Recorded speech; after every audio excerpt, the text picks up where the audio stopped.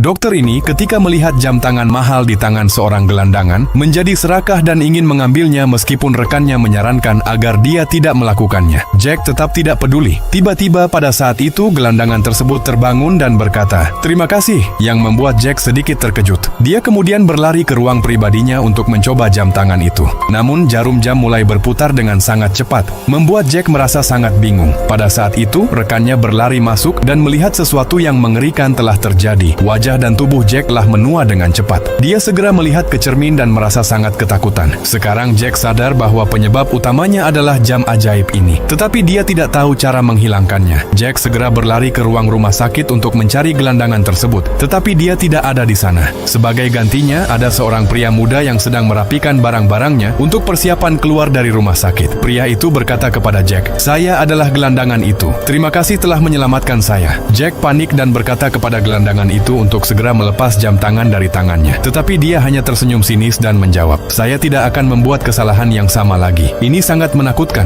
Dia bahkan memperingatkan Jack bahwa sekarang dia hanya memiliki 1 hari untuk hidup. Jack sangat ketakutan dan segera pergi ke rekannya untuk meminta menghancurkan jam tangan itu. Namun, anehnya ketika John hendak mengambil palu untuk menghancurkan kaca jam, jam itu berpindah ke lengan Jack yang lain, yang berarti tidak ada cara untuk menghancurkan jam ajaib ini, kecuali seseorang sengaja melepasnya dari tangan Jack. Jack sangat kecewa dan memberitahu John bahwa sekarang satu-satunya cara adalah menipu seseorang untuk mengambil jam tangan ini. Namun John memperingatkannya bahwa itu adalah hal yang kejam untuk dilakukan karena dia sengaja akan membahayakan seseorang. Akhirnya John memberikan nasihat kepada Jack untuk melakukan hal-hal yang baik dan manusiawi. Mungkin itu akan membantunya hidup lebih damai. Namun Jack tidak lagi berniat mendengarkan nasihat John karena kematian sudah semakin mendekat. Dalam kepanikan, dia berlari keluar ke lorong dan memberitahu semua orang untuk segera melepas jam tangan dari tangannya. Tentu saja semua orang menolak dan menjauh dari Jack. Saat pria itu menderita dan bosan dengan hidupnya, dia melihat seorang pasien lansia yang sedang dibawa ke ruang gawat darurat oleh keluarganya. Jack segera memberitahu keluarga pasien untuk memanggil dokter darurat.